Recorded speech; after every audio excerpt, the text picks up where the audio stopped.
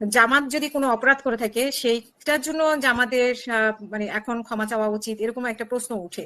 তো সেই প্রশ্নকে আপনি কিভাবে জবাব দেবেন?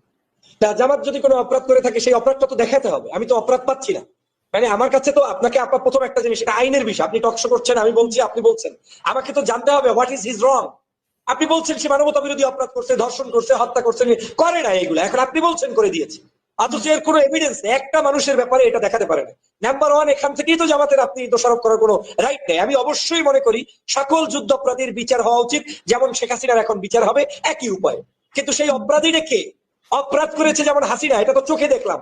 আপনি দেখেন নাই সে কিন্তু সংবাদ সম্মেলন করছে? জামাতে আমরা চোখে দেখিনি, যেহেতু আমাদের তখন জন্মই হয়নি। রাইট, রাইট, তাহলে চোখেও দেখেন নাই, চোখেও দেখেন নাই। আপনার কাছে ওই লোকগুলো হয়তো জীবিত নাই, হ্যাঁ কেউ না কেউ থাকতে পারে, যদি থাকতে পারে তারা আদতে আছে কিনা, সেই মানুষগুলো কই, কারা? এখন আপনি দেলোয়ার নামের একজনকে দেলোয়ার হোসেন সাইদি বানিয়ে চালাই দিবেন, কাদের মোল্লাকে আরেক নামের সাথে মিলিয়ে চালাই দিবেন।